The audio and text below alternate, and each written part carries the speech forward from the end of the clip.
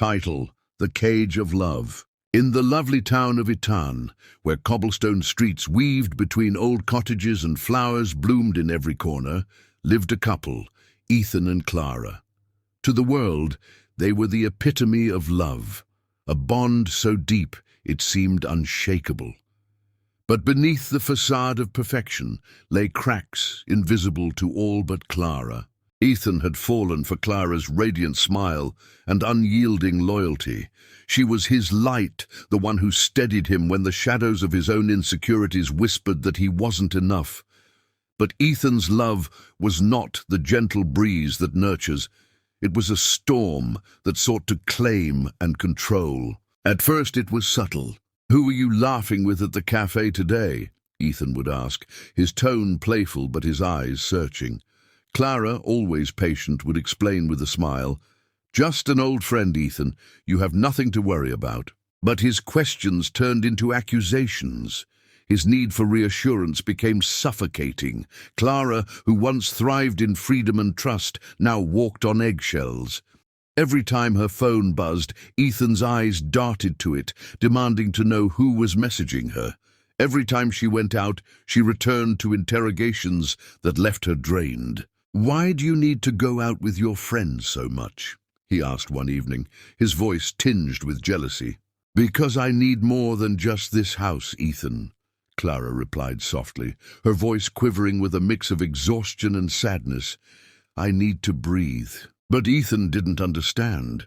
To him, Clara's independence felt like betrayal. The more he tried to cage her, the more her spirit withered. One day, Clara came home to find Ethan going through her phone. She froze in the doorway, her chest tightening as she watched him scroll through her messages. "Ethan," she whispered, her voice breaking, "what are you doing?" "I just needed to know, Clara. I needed to make sure you're not hiding anything," he snapped defensively. Tears streamed down her face as she grabbed her phone from his hands. "Ethan, how can we survive this if there's no trust? I've given you no reason to doubt me." But her pleas fell on deaf ears. Ethan's love, once tender, had become a prison of his own making. One evening, as the sun dipped below the horizon, painting the sky with hues of orange and pink, Clara sat on the porch, staring into the distance. She clutched a small envelope in her hands. Inside was a letter she'd written, words pouring from her heart like a flood. "Ethan, I loved you more than words can say, but love cannot grow in a cage. Trust is the foundation of everything, and without it, we are nothing. I hope one day you see that my loyalty was never in question. But now I must find myself again." She left the letter on the kitchen table and walked out the door, her heart heavy yet resolute. When Ethan found the letter, his world crumbled. He searched for her everywhere, but Clara had vanished like the morning mist. Days turned to weeks, and weeks to months. Ethan was left alone, haunted by the echoes of his possessiveness and the warmth he had extinguished. Years later, Clara returned to Itan, stronger and more radiant than ever. She had found her freedom, her voice, and her peace.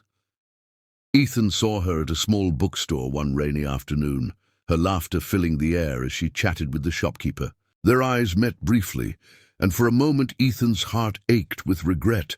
He wanted to apologize, to beg for another chance, but he knew better.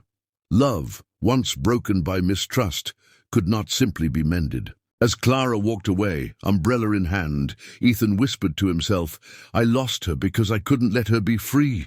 And in that moment he understood the cruel irony.